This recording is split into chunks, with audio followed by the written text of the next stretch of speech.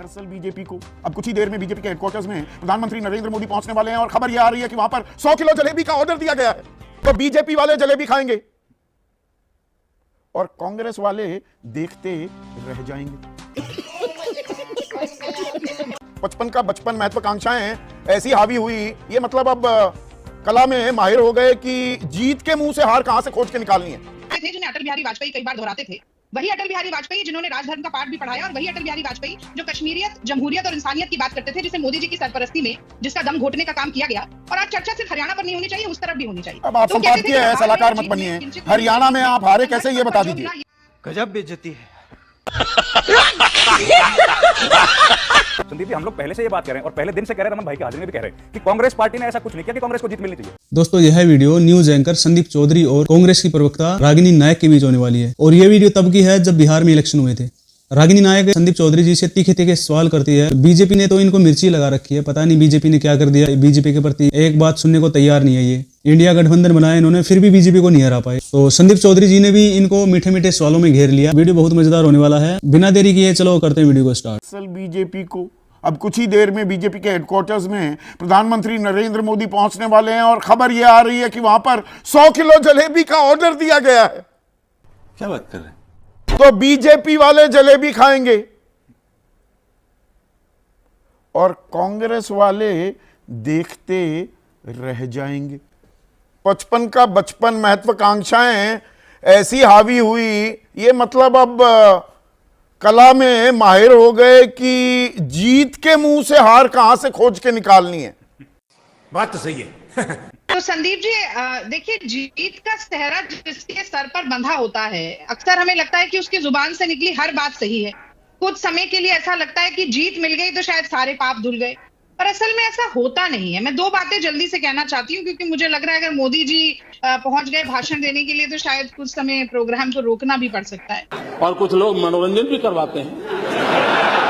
तो देखिए, शिव मंगल सिंह सुमन कुछ पंक्तियां कहते थे जिन्हें अटल बिहारी वाजपेयी कई बार दोहराते थे। वही अटल बिहारी वाजपेयी जिन्होंने राजधर्म का पाठ भी पढ़ाया, और वही अटल बिहारी वाजपेयी जो कश्मीरियत, जमहूरियत और इंसानियत की बात करते थे, जिसे मोदी जी की सरपरस्ती में जिसका दम घोटने का काम किया गया। और आज चर्चा सिर्फ हरियाणा पर नहीं होनी चाहिए, उस तरफ भी होनी चाहिए। अब आप संपादकीय है, सलाहकार मत बनिए। हरियाणा में आप हारे कैसे, ये बता दीजिए। सही वो भी सही।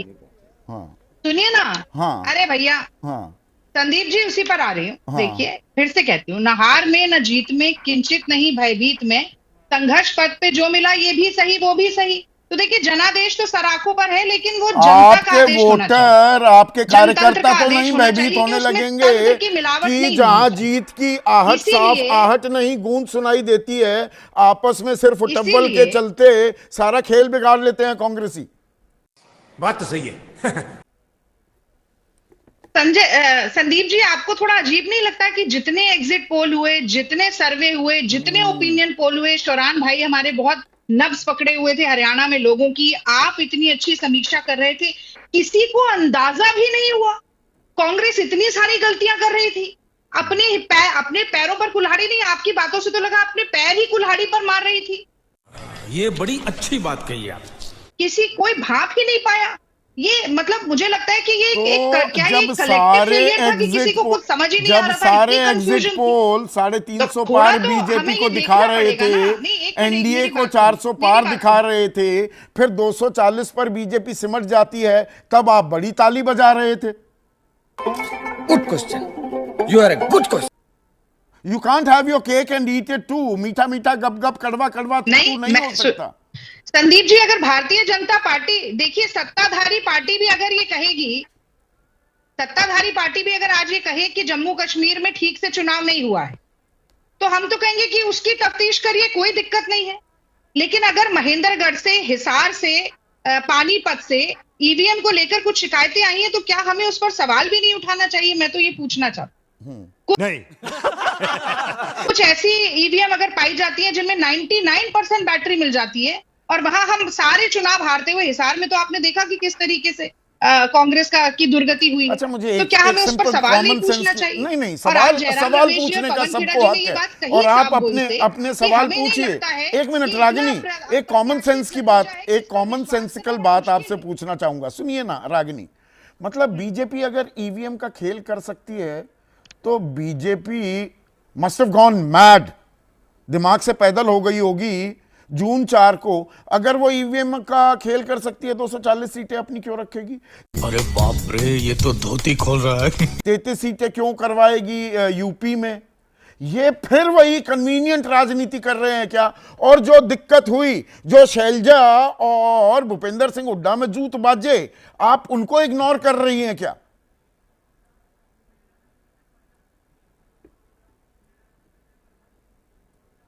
नहीं, मैं तो ये भी इग्नोर नहीं संदीप जी, देखिए आत्म मंथन करना, समीक्षा करना, ये तो कांग्रेस पार्टी करेगी ही।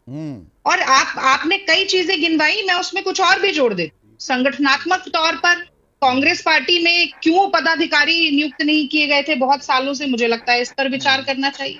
ये भी देखना चाहिए कि क्या नेताओं की तनातनी सच में, जो हमें ऐसा लगा कि नहीं है, जब राहुल गांधी जी के चलते ऐसे हाथ मिलाया था, आपने भी वो फोटो देखी होगी शैलजा जी ने और हुड्डा जी ने, वो तो उसके हाथ बावजूद मिले भी ना, क्या दिल कुछ ऐसा ही रह कहाँ गया? मिले? नहीं, वो तो मुख्यमंत्री की ताल ठोक रही थी। अरे सुन तो लीजिए, हाँ, ये भी देखना पड़ेगा।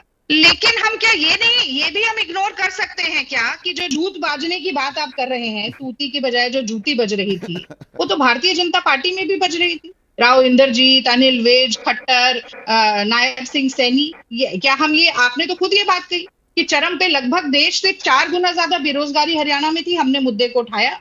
पहलवान बेटियों के साथ अपमान हुआ, हमने उस मुद्दे को भी उठाया। किसानों के साथ क्या हुआ, कंगना रनौत लगातार किस तरीके से किसानों को बोलती रही, 750 किसानों की शहीदी हो गई, हमने मुद्दों को उठाया। अग्निवीर में आपने सैनिकों को बिल्कुल मजबूर नहीं, करने ये के मुद्दे लिए तो मैंने गिनवा दिए। विवश कर दिया, कांग्रेस हमने का मुद्दे को उठाया। हाल, तो वो ये सब भी हरियाणा, आप इसको कैसे इग्नोर कर सकते हैं? हरियाणा हम देखा रोडवेज करते की बस में ना, मैं रोडवेज की बसों में अपनी जवानी में खूब घूमा, खूब सफर किया। वो अंदर लिखा होता है सवारी अपने जान और सामान के लिए खुद जिम्मेदार है।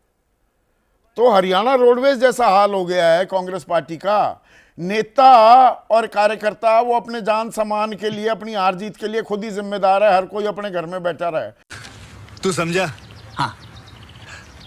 नहीं, तू समझा नहीं। अपना हिसाब बस देखने में मस्त था।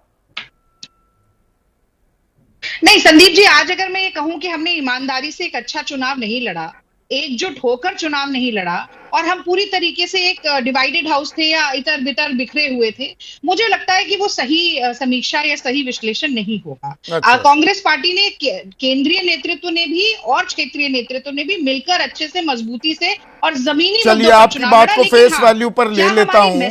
दो यहाँ पर मेरे साथ ऐसे शख्स हैं, एक सेकंड, इस पैनल में सबसे युवा और इस पैनल में सबसे तजुर्बेकार, देखना पड़ेगा। ठीक है। आदेश, रागिनी कह रही हैं कि नहीं ये बातें मैं मानूं तो क्या आप इनको मानेंगे? हम तो एकजुट होकर लड़े।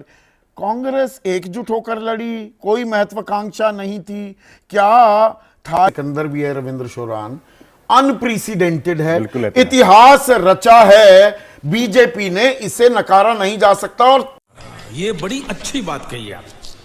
कांग्रेस ने वही काम किया।